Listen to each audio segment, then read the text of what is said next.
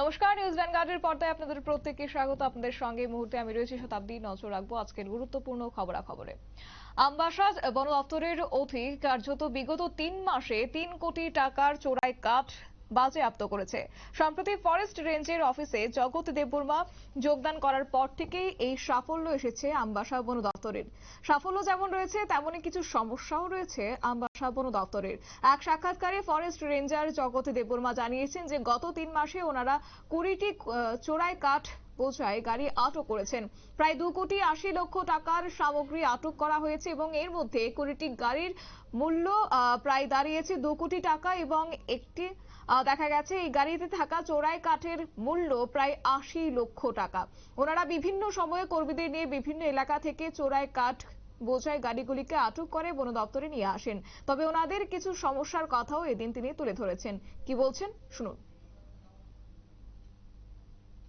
প্রথমে ধন্যবাদ জানাই এবং আমি আমবাসা রেঞ্জের পক্ষ থেকে যখনই এখানে জয়েন করলাম ২১ তারিখ জুনে আমি জয়েন করলাম, তারপর আমাদের কন্টিনিউয়াস এফোর্ট থাকলো চোরা কারবারিদের ধরা এবং এই ক্ষেত্রে আমরা যথেষ্ট সাফল্য পেয়েছি।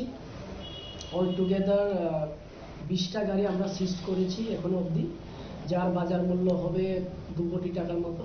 এবং ওই সিজ করা গাড়িতে যে কাঠগুলো আছে, সিজ করা কাঠ, ওটার বাজার মূল্য অনুমানিক ৮০ থেকে ৯০ লাখ টাকার মতন হবে।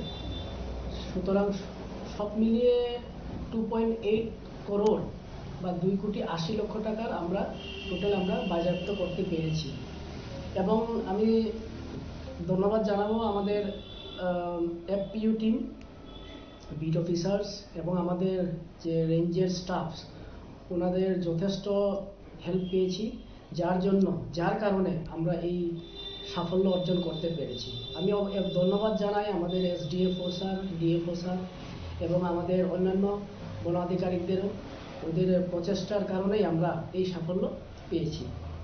আমাদের ছোট্ট একটা প্রবলেম রয়েছে, যেটা সবখানে রয়েছে, সেটা হচ্ছে স্টাফ এবং ভেহিকেল, পেট্রোলিং ভেহিকেল। আমাদের কাছে যেগুলো ভেহিকেল রয়েছে এবং ম্যান পাওয়ার যত রয়েছে ওটা পর্যাপ্ত পরিমাণে নয়, এবং যে ভেহিকেলগুলো রয়েছে ওটা কন্ডেমেবল।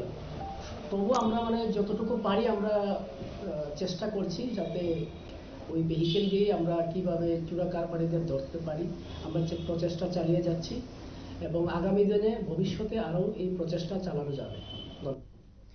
আপনারা শুনলেন জগৎ দেববর্মার বক্তব্য এবং তিনি বলেছেন যে ওনাদের অফিসে কর্মী স্বল্পতা রয়েছে এবং পাশাপাশি রয়েছে যানবাহনের সমস্যাও। তাই চোরাই কাঠ কারবারিদের বিরুদ্ধে অভিযান চালাতে গিয়ে বিভিন্ন সময়ে সমস্যায় পড়তে হচ্ছে তাদের, এবং এই স্বল্পতা সত্ত্বেও সব রকমের চেষ্টা তারা চালিয়ে যাচ্ছেন এবং সব সময় চোরাই কারবারিদের বিরুদ্ধে অভিযান চালিয়ে যাচ্ছেন। এই প্রসঙ্গে তিনি আরো জানিয়েছেন যে ওনাদের আমবাসা রেঞ্জ অফিসে কর্মরত সকল কর্মীদের প্রচেষ্টায় আজকে তাদের সাফল্য মিলেছে এবং আগামী দিনেও তারা এই রকম প্রচেষ্টা জারি রাখবে।